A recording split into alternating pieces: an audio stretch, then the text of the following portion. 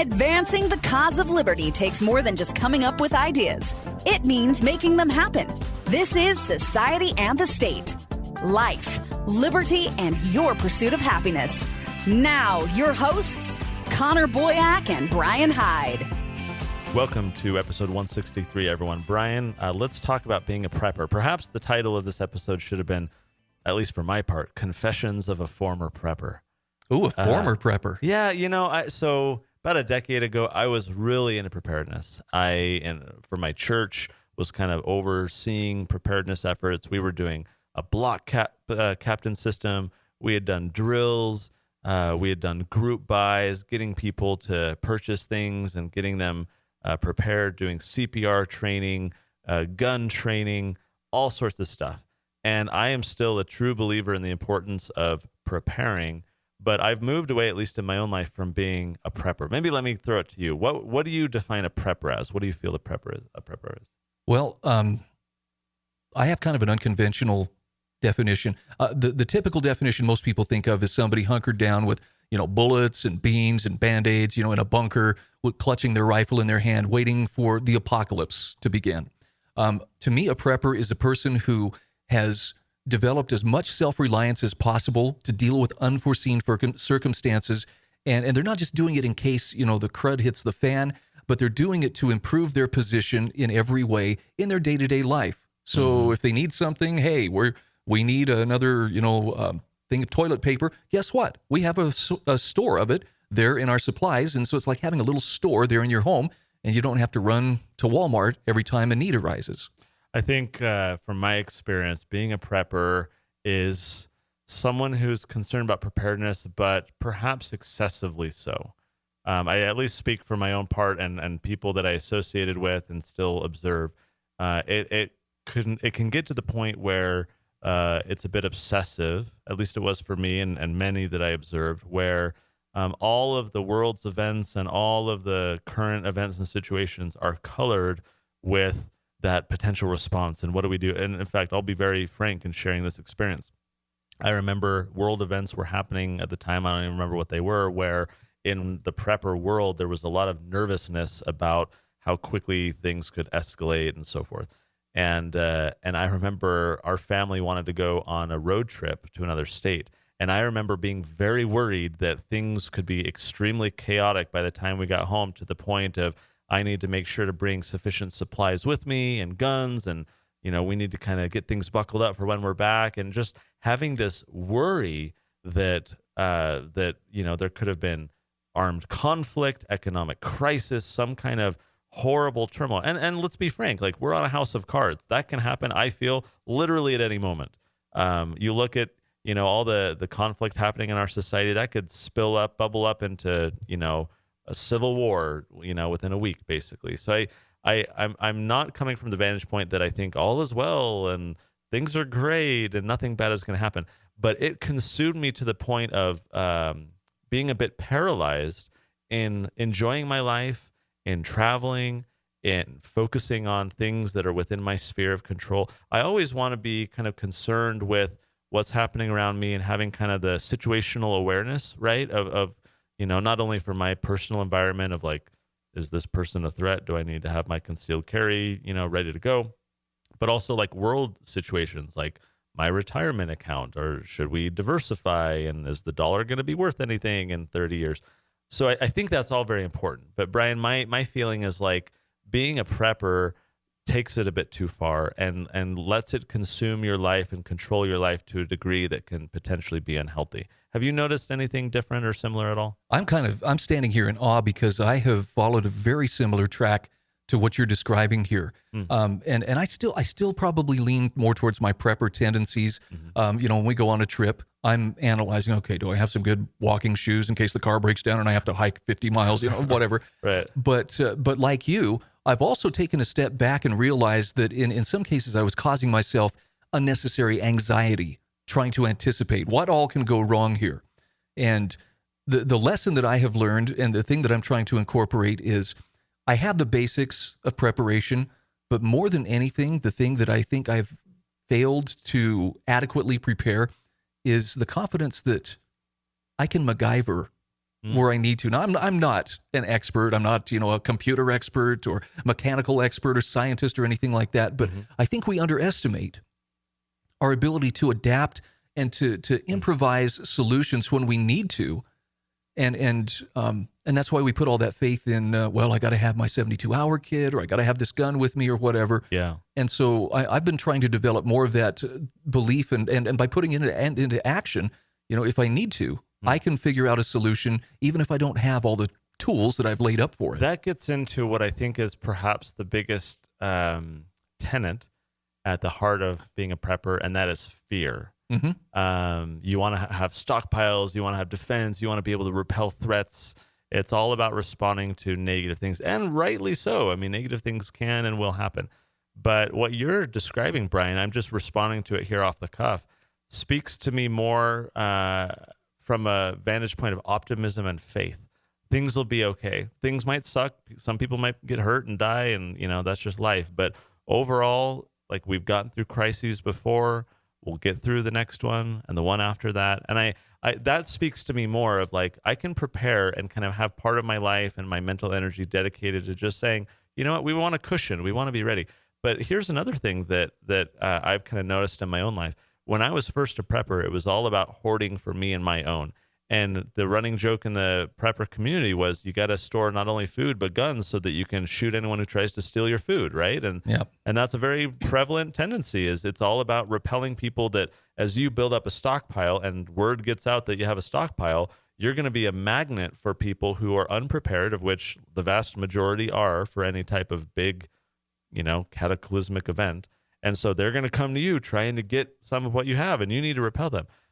I shifted, at least in my own life, to say it's not maybe so much about repelling a threat as, let's do cooperative exchange. Like, hey, if you'll dig me a latrine in the backyard, I'll give you a bucket of weed, or something like that, where turn it into a win-win, or even a charitable thing where, there are people who are going to be stupid, who didn't prepare, didn't save, didn't stockpile, didn't do anything, and they'll need help. But what am I going to, really shoot them if their kid needs to eat, Right. That just, I don't know. I've moved away from that. And not that it's not so black and white, obviously, but I noticed that within the prepper community, it is very heavily based on fear. It is about repelling other people. And I just wonder if we need to look at things more optimistically and say, how fortunate would it be is if I was wise enough to prepare and be ready, that if there are other people who were less wise or less fortunate or financially unable to do so, that I will be in a position to be able to help them, and we can work together to kind of figure things out. You mentioned a word that I very carefully and deliberately avoided when I was describing a prepper, and that is faith.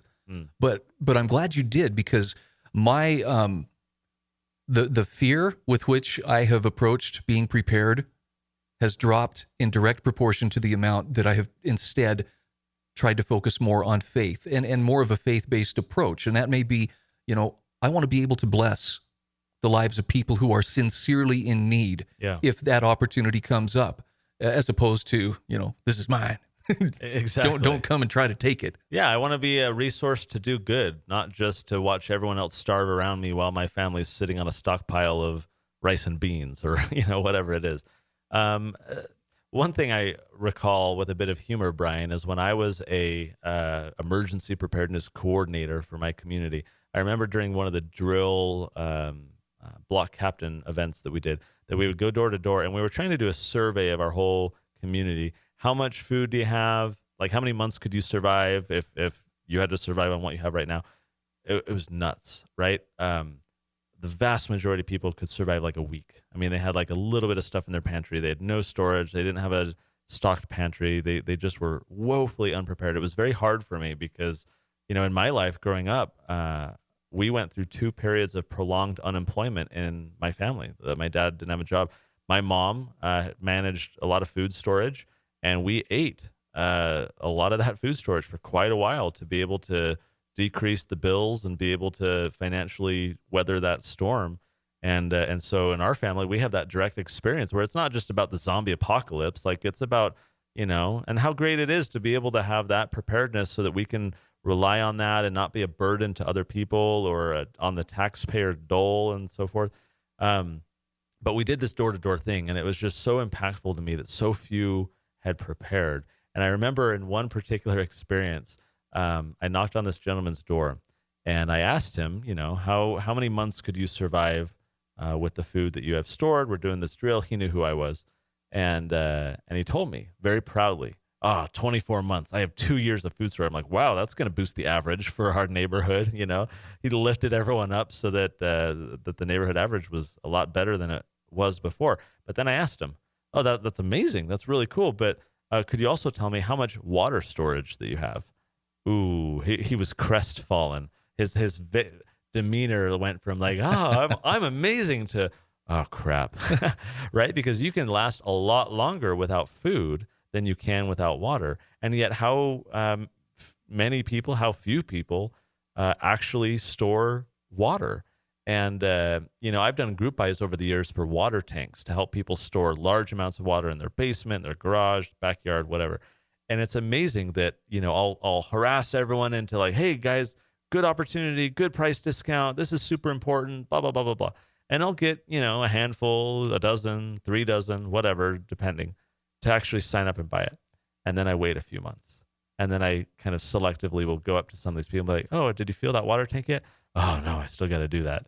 And so there's all these empty water tanks sitting out there because people aren't taking action. And I don't know. It's something that is very important to me. I think it's just good practice in terms of, being financially prepared, being resourcefully prepared, being educationally prepared, like CPR training and knowing where to shut off utilities. And I just think that's part of being a smart person, to be focused on taking care of those around you in the event of a problem. And no matter how prepared you are, there are still circumstances that may come up that you haven't foreseen. Yeah. Case in point, I had a friend in southern Utah, probably one of the most well-prepared people I've ever seen. Okay. Greenhouse, storage container buried underground they had years of supplies. They had all the supplies in their house, and a flash flood came through his subdivision and wiped out all of it.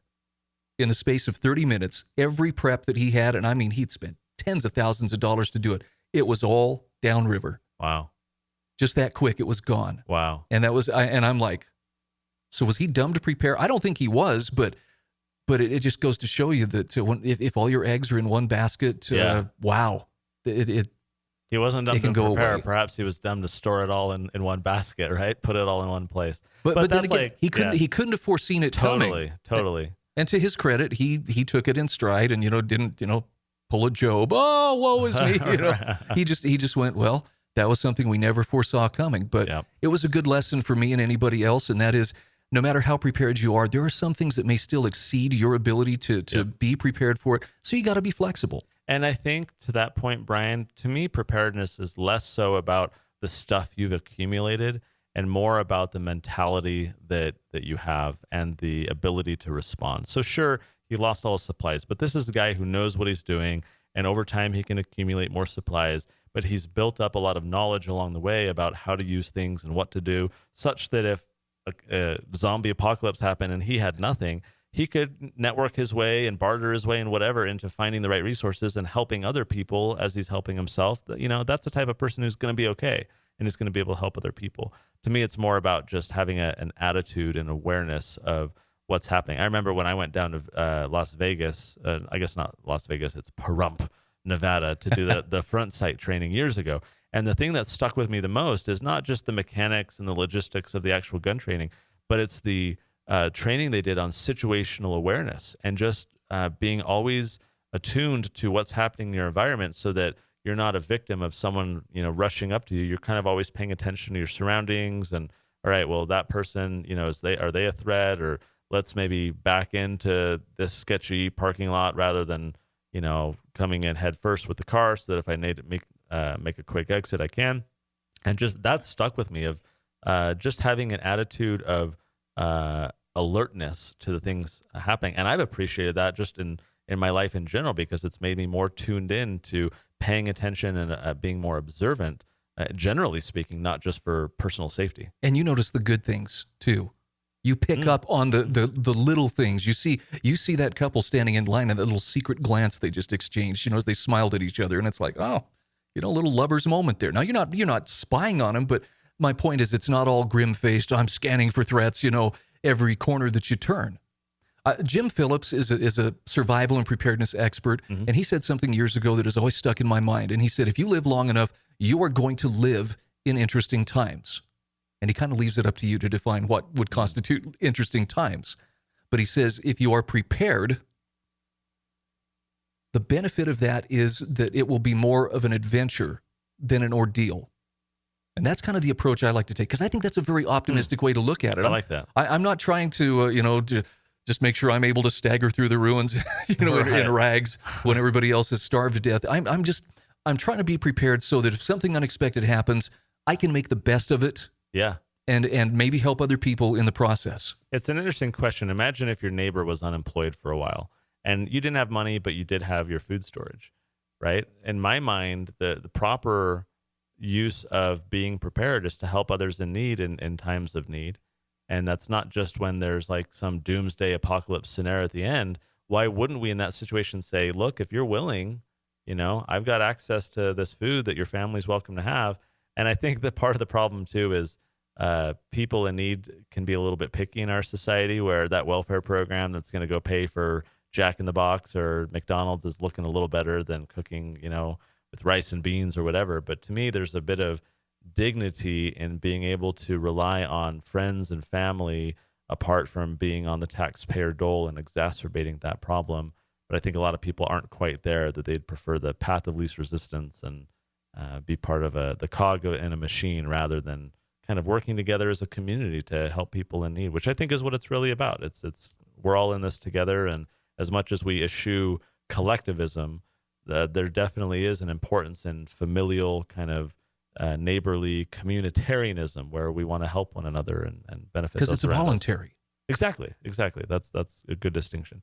So, confessions of a former prepper, for my part at least, this is still a very important topic. If nothing else, dear listener, hopefully it's a prompting. If there are opportunities in your family to, do a little fire preparedness drill of where your family could, reunite out in the street if something's happening, or where to shut off the water in your home, or you need to get a little more food or water stored up, or little financial savings so you have a cushion.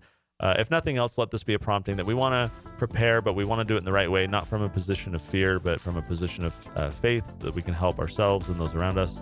And we'll catch you guys next time. You've been listening to Society and the State. For show notes, archives, and more great content, visit societyandthestate.com.